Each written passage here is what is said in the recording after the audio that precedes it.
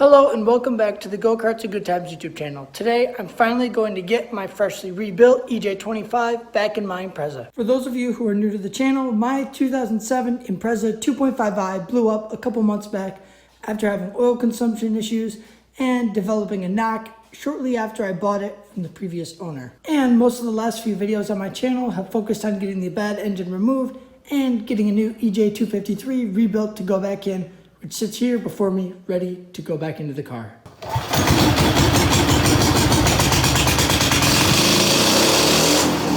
Despite experiencing some problems along the way, I'm finally at the point where the engine is actually ready to go back into the car. As you may have noticed, I have some parts and brackets hanging in the background that have paint that has dried up from the last step of the process, which was getting everything cleaned up and ready to go back on. Even though it may seem like the first step in the process of getting the engine reinstalled is actually putting the engine in the car, I still have to go about putting on the new throwout bearing and included hardware with my new clutch. After lubricating the clutch fork actuation ball, getting new clips installed for that and the new throwout bearing, we got it installed so we can now actually slide the engine onto the transmission. With the transmission jacked up so that the motor mounts can clear the subframe, we should be able to drop them into place and slide the engine on. The engine is almost ready to go in. That is, if you don't forget this little access plate that has to be installed before the engine can be mated to the transmission.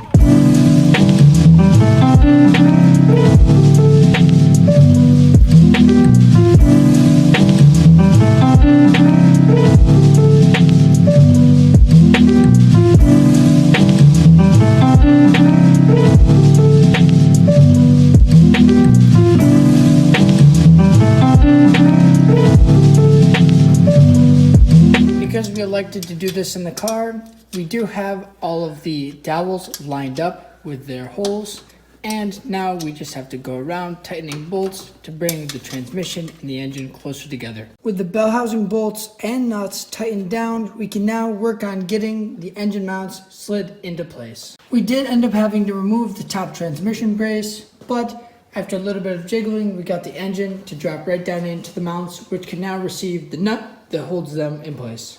With both of the nuts for the motor mounts tightened, I can now move on to the top side where the intake and the accessories have to be attached. First, we're starting with the AC compressor because when taking this off, I noticed that a couple of the bolts were pretty tight to the intake and would be easier to do before we got that on. One side of this uses an aluminum bracket while the other uses a sheet metal one, which I painted to look better than the rusty finish it had before. Now we can move on to the power steering, which is mounted in a similar way with multiple bolts on the front of the engine. Because the alternator is pretty easy to install from the front here, and there are multiple sensors right here and in other places underneath the intake, we're going to move on to that next. Like with everything else thus far, the intake also gets brand new Velcro gaskets.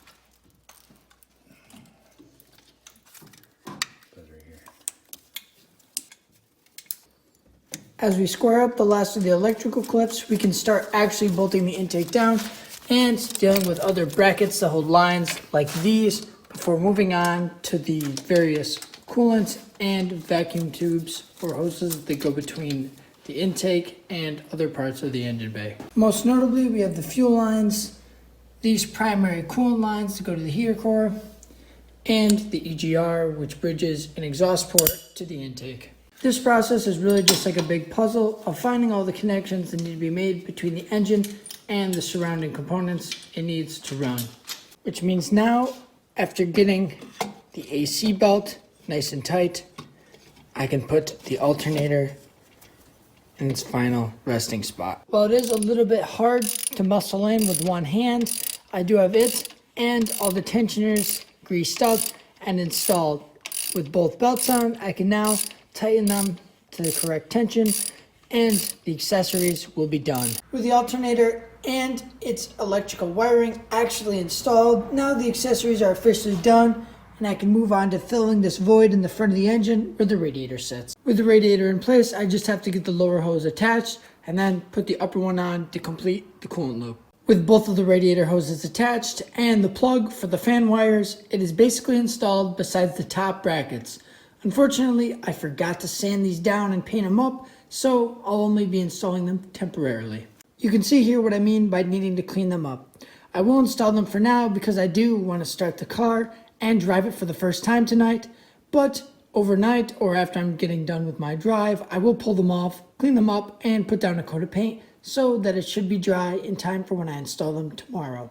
And now I can move on to reinstalling the exhaust. Between some of my earlier videos and the engine teardown process, you've seen me install and uninstall this manifold a number of times, so I'll just update you when I get that done, starting up front, of course, with the manifold, and then going on to this monstrosity of a mid-pipe I made to adapt the turbo exhaust with my non-turbo Impreza. With the manifold installed, the mid-pipe is nearing the last piece of the puzzle until I can actually start this thing. With the rest of the exhaust installed, all the major parts are in place for the car to run, but there's a step we have to take first. You may have noticed that there are no spark plugs in, and that's because I left them out so that the motor can turn over easily after I fill it up with oil to get everything lubricated up before actually running. As mentioned before, I have a bunch of this cheap oil from when it was burning oil, and this is what I'm going to use for the break-in period of the engine.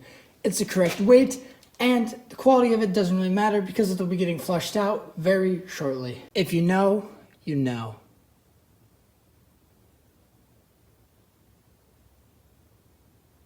With the engine full of oil, it's time to do something I've been waiting to do for a while.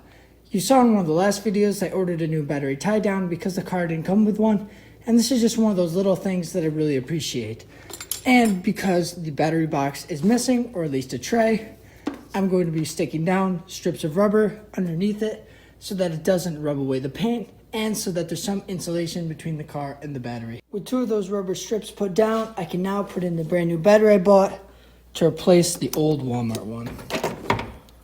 Amidst what is a pretty mediocre engine bay, it does look kind of nice, and it's not perfect, but at least it'll hold the battery in place. And now, for the first time in months, I can reconnect the power to this car. Now, the last step before actually being able to turn the engine over is adding coolant. I could do this later because we're not going to get the engine really hot, but it doesn't hurt to do it now. I almost forgot my newly painted belt cover, and now we can finally turn the engine over for the first time in months. Go ahead.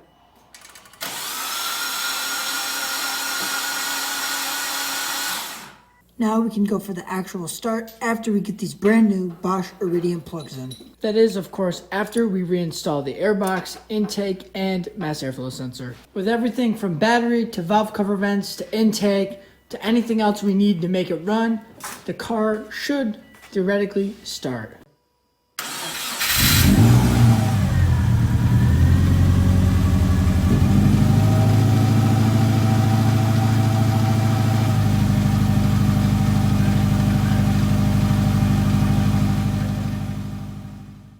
With no new drips, we seem to be in the clear despite the check engine light being on. After a few minutes of finding its place, the idle keeps dropping lower and lower as the engine climbs to temp. I just took the car for its first drive, putting over 20 miles on it, which is a good start on that 500 for the break-in period.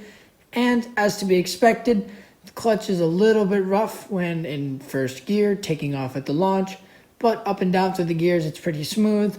And the engine is running a little weird, probably trying to find its idle when I come to a stop. But other than that, it seems just about fine. Nothing out of the ordinary for a car that's been sitting for a few months. As I mentioned earlier in the video, I do have a catch can, some filters, and some other intake-related goodies, as well as the parts to fix the bad CV axle. And I'm going to get a wheel bearing eventually, as well as some maintenance things like wipers, but those will be saved for different videos. This one was just about getting the engine in and getting the car running again. I suppose that also leaves a bit of mystery as far as what parts I got for the intake and what catch can I got, things like that. So you'll have to stay tuned and watch out for those videos where I get that stuff installed and really dial in the car. I'm finally editing this video, and you can tell it's a little bit later because I have more than half of the break-in miles already put on the car. As far as drivability and other issues, it's basically back to normal. The wheel bearing does continue to get worse, but I don't feel anything from the front CV axle that I have to replace, even though I did buy one. And I do notice there's a little bit of belt squealing and slipping, but I didn't buy new belts because they're cheap and they can be done after the fact anyway. So these are all things to keep in mind, but other than that, it's fine. The clutch feel continues to get better and better, and the oil level has not moved at all. And while I do have a pile of mystery parts in front of me that I've been picking up over the last couple weeks to go on the car, this is where this video is going to end, and those will go on in later ones. With the car running and driving with basically no problems, this is where I'm going to end it, and hopefully you enjoyed or gained something from this video. If you did, I'd appreciate it if you'd liked, commented, or even subscribed to the channel. And for now, this is me signing off.